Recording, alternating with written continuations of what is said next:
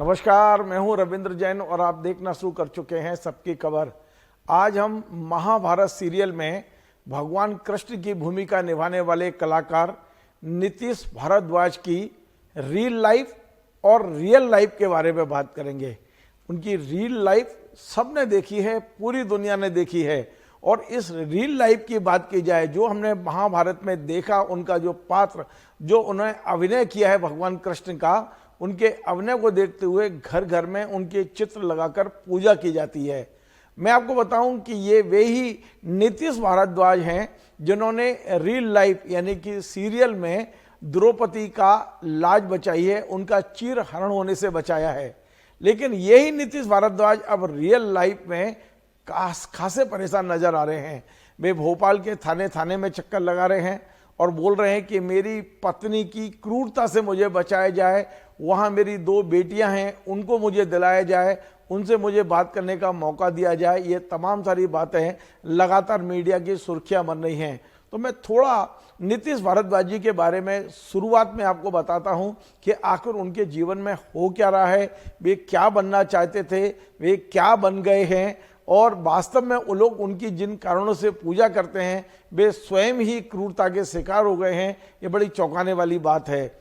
मैं आपको बताऊं कि 2 जून 1963 को मुंबई में पैदा हुए नीतीश भारद्वाज बनना चाहते थे डॉक्टर। उनके पूरे परिवार के लोग उन्हें डॉक्टर बनाना चाहते थे, लेकिन वहां भी उन्होंने ट्रैक चेंज किया और वे बन गए पशु चिकित्सक। यानी उन्हें जानवरों से बेहद प्यार था और वे पशु चिकित्सक बन गए। 1991 में मोनिसा पाटिल नाम की महिला से उन्होंने प्रेम विवाह किया था, लेकिन ये ज़्यादा दिन चला नहीं। 2005 की घटना बताई जाती है कि जब उनका तलाक हो गया। उसी समय उसके पहले 1996 में भारतीय जनता पार्टी की सदस्यता वे ले चुके थे और बिहार के जमशेदपुर से उन्होंने लोकसभा चुनाव लड़ा।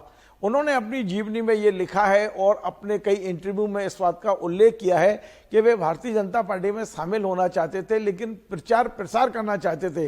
वे चुनाव की राजनीति में नहीं आना चाहते थे। लाल कृष्ण आडवाणी और अटल बिहारी वाजपेयी ने उनकी जो भगवान कृष्ण वाली छवि है उसे देखते हुए उन्हें जमशेदपुर से चुनाव लड़ाया। जमशेदपुर से वे लगभग 50,000 वोटों से जीते और वे लोकसभा सांसद रहे। उसके बाद उनकी राजनीतिक इच्छा शक्ति इतनी बढ़ी कि उन्होंने मध्य प्रदेश में डेरा डाल लिया था। मध्य प्रदेश की एक IAS अधिकारी है 1992 बैच की स्मिता घाटे। इनका पहले स्मिता घाटे नाम था, बाद में उन्होंने स्मिता भारद्वाज हुआ।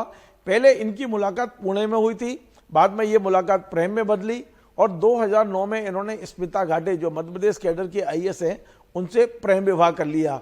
स्मिता घाटे स्मिता भारद्वाज को वे अपने साथ महाराष्ट्र कैडर में ले गए। वे कुछ दिन महाराष्ट्र कैडर में IAS अधिकारी रहीं, लेकिन बाद में महाराष्ट्र सरकार भी उनके काम से संतुष्ट नहीं हुई तो उन्हें वापस मध्य प्रदेश कैडर में भेजा गया। मैं आपको बता दूं कि स्मिता घाटे और नीतीश भारद्वाज का प्रेम बहुत दिन नहीं चल पाया, शादी भी बहुत दिन नहीं चल पाई। इनके विवाह में काफ़ी खटपटें थी, लेकिन इसी दौरान उनके जुड़वा बेटियां हुई थी। इन जुड़वा बेटियों के नाम उन्होंने रखे हैं देवयानी और शिवरंजनी। देवयानी महाभारत में एक महारानी का नाम है और शिवरंजनी एक राग का नाम है। तो ये महाभारत से प्रभावित इन जुड़वा बच्चियों के नाम बड़े प्रेम से रखे गए थे, लेकिन अब ये दोनों बच्चियां ही इस नई चर्चा का विषय बनी हुई हैं। दरअसल स्मिता घाटे और नीतीश भारद्वाज की पटरी नहीं बैठ रही है, दोनों अलग अलग रह रहे हैं। दोनों के बीच में दोनों ने तलाक का आवेदन भी लगा रखा है, लेकिन मामला बच्चों पे आके टिक गया है कि दोनों बच्चे किसके साथ रहें, क्या दोनों बच्चों से मिलने की अनुमति नीतीश जी को दी जाएगी। ये तमाम सारे बातों को लेकर कल 14 फरवरी जब वैलेंटाइन डे था, जब लोग प्रेम की बात कर रहे थे, उस समय अचानक नीतीश भारद्वाज ने भोपाल के पुलिस कमिश्नर कार्यालय में पहुंचकर एक आवेदन दिया। आवेदन की कॉपी हमारे पास नहीं है, लेकिन उन्होंने इस आवेदन के बाद में प्रेस के लिए एक प्रेस रिलीज भी जारी किया है। नीतीश भारद्वाज ने उस प्रेस रिलीज में एक बार नहीं अनेक बार लिखा है कि वे अपनी पत्नी यानी मध्य प्रदेश कैडर की 1992 की IAS अधिकारी स्मिता घाटे की क्रूरता से परेशान हैं।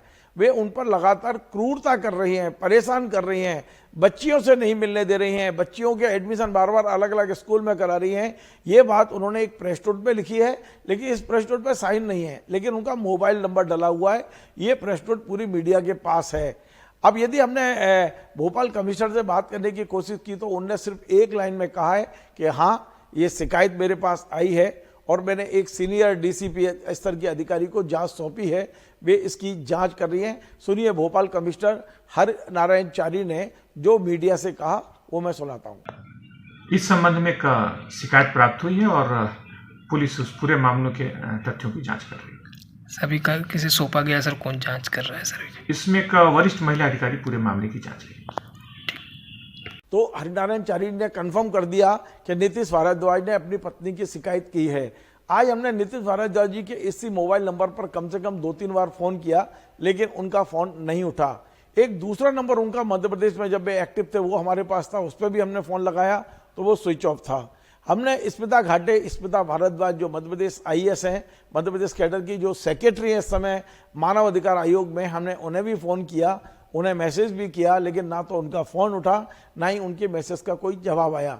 हम चाहते थे कि इन दोनों की बात मीडिया में आना चाहिए, क्योंकि अभी जो कुछ बात आ रही है वो केवल और केवल नीतीश भारद्वाज की आ रही है, जो कह रहे हैं कि उनकी पत्नी उन पर क्रूरता कर रही है। इस तरह की बात उन्होंने आज सार्वजनिक तौर पे भी कही है, प्रेस नोट के द्वारा भी कही है और पुलिस में शिकायत पे भी कही है। अभी तक स्मिता जी ने कोई भी पक्ष अपना नहीं रखा है। यदि वे अपना पक्ष रखेंगे तो हम दिखाने की कोशिश करेंगे। मैं आपको बताऊं कि मध्य प्रदेश का नीतीश भारद्वाज का काफ़ी लंबा एसोसिएशन रहा, लेकिन मध्य प्रदेश में वे केवल मध्य प्रदेश पर्यटन विकास निगम के अध्यक्ष के अलावा कोई बड़ी उपलब्धि हासिल नहीं कर पाए। मध्य प्रदेश में भारतीय जनता पार्टी ने उन्हें लंबे समय तक यहाँ एक्टिव रखा और 2004 में उन्हें राजगढ़ का टिकट भी दिया लोकसभा का।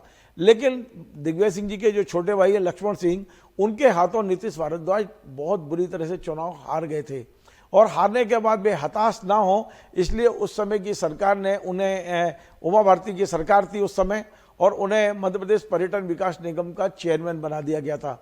लगभग 1.5-2 साल वो पर्यटन विकास निगम के अध्यक्ष रहे, लेकिन बाद में वे मध्य प्रदेश से पूरी तरह गायब हो गए और अब मध्य प्रदेश में ज़्यादा एक्टिव दिखाई नहीं देते।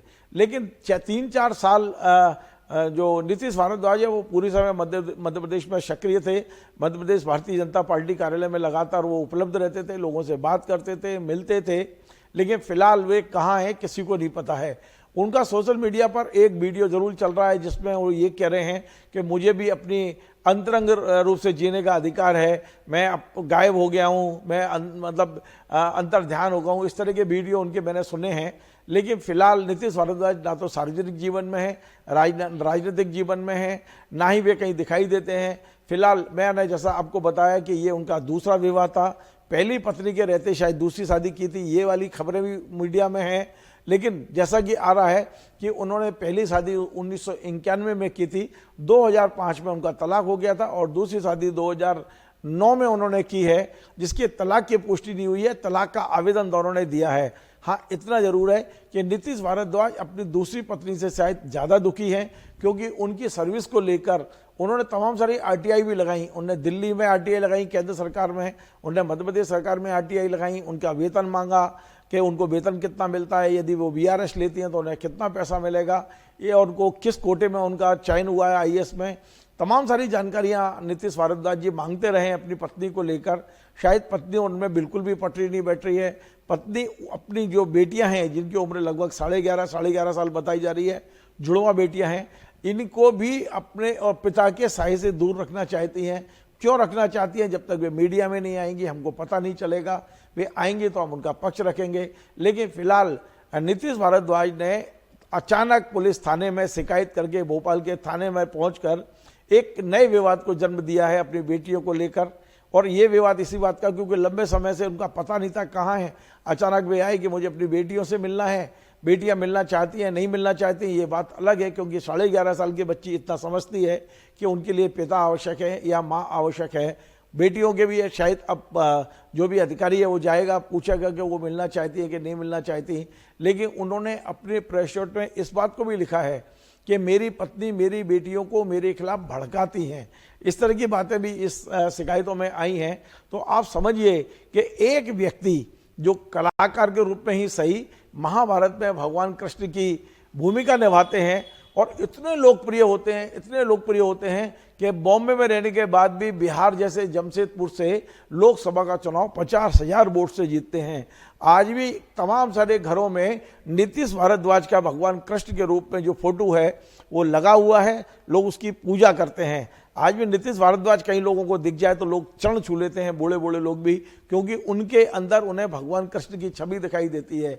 लेकिन जब हम रियल स्टोरी देख रहे हैं तो वे खुद कह रहे हैं कि मैं तो अपनी पत्नी से प्रताड़ित हूँ, मैं अपने बच्चों से मिल नहीं पा रहा हूँ, मैं मतलब अंदर ही अंदर बहुत ज़्यादा दुखी हूँ, परेशान हूँ। इस तरह की बातें पूरी तरह से मीडिया में सामने आ रही हैं। अब हम कोशिश करेंगे कि नीतीश भारद्वाज और स्मिता मैम से बात हो तो इन तमाम सारी चीज़ों के अंदर की कहानियां निकल कर आएँ, क्योंकि अब मीडिया में चूंकि आ चुका है, अब कोई छुपाने लायक चीज़ें नहीं हैं। हाँ, ये ज़रूर है कि कौन का पक्ष, किसका पक्ष मजबूत है, ये पुलिस तय करेगी। अब मेरे जानकारी के अनुसार भोपाल की एडिशनल डीसीपी शालिनी दीक्षित जो भोपाल में पदस्थ हैं, उन्हें ये जांच सौंपी गई है। शालिनी मैम दोनों पक्षों से बात करेंगी, बीटीओ से भी शायद बात करें वो, और उसके बाद में अपनी रिपोर्ट देंगी। क्या स्मिता मैम के खिलाफ एफआईआर होना चाहिए, जो प्रताड़ना का केस उन्होंने कहा है, या उनको समझाने की कोशिश होगी? क्योंकि एक बहुत अच्छी चीज़ मध्य प्रदेश में है, वो है पारिवारिक जो एक कलह को निपटाने के लिए यहाँ काउंसलिंग की स्थापना की गई है। महिला थाने में काउंसलर दोनों पक्षों को बिठाते हैं, मिलवाते हैं और कोई बीच का तरीका निकालते हैं कि जितना गृह कलेश कम हो उतना अच्छा है। जो चीज़ें यदि आपसी बातचीत से, सहमति से निपटती हैं तो हो सकता है आने वाले समय जो भोपाल में काउंसलर हैं, फैमिली काउंसलर, उनके माध्यम से इन दोनों को बिठाया जाए और इसका कोई तरीका निकाला जाए। वरना पुलिस के पास एक ही तरीका रहता है कि वो जो भी आरोप लगे हैं उनके तहत एफआईआर दर्ज करेगी और चालान कोर्ट में पेश करेगी, फिर कोर्ट को जो फैसला लेना है लेंगे। एक बात और रह गई है कि नीतीश भारद्वाज ने अपनी बात तो कह दी है थाने में, लेकिन अब स्मिता मैम क्या अपनी बात कहेंगी? क्या वे अपने पारिवारिक जो क्रूरता का एक कानून बना हुआ है, क्या उसके तहत जाएंगी? वो अपना पक्ष कब और कैसे रखेंगी, हम उसकी प्रतीक्षा कर रहे हैं। हो सकता है इसमें काउंटर केस भी दर्ज हो सकता है। यदि आपस में सलाह नहीं होगी तो दोनों के खिलाफ भी, यदि मैडम कहती हैं कि मेरे पति क्रूरता कर रहे हैं तो उन पर जाएगी, और यदि पति कहते हैं कि मैडम कर रही हैं तो उन पर जाएगी। तो कुल मिला के एक बड़ा मुद्दा मध्य प्रदेश में चर्चा का मुद्दा जरूर बन गया है कि भगवान कृष्ण के बारे में कहते थे कि उनकी कई पटरानियाँ थीं, लेकिन यहाँ 2 पटरानियों से ही भगवान जो कृष्ण की भूमिका निभाने वाले जो कलाकार हैं वो टप्पे टप्पे खा रहे हैं, अकेले एकाकी जीवन जी रहे हैं। निश्चित तौर पे आप देखिए कहाँ रियल लाइफ जो लोग पूजा कर रहे हैं, क्या रियल लाइफ जो खुद से ही दुखी है, अपने जीवन से दुखी है, ये ही असली जीवन है और इसी को हमें समझना है। आपको हमारा ये कार्यक्रम पसंद आए, आप इसे शेयर करें, लाइक करें, कमेंट करें और आपसे बार बार निवेदन है हमारे इस चैनल को सब्सक्राइब अवश्य करें। धन्यवाद।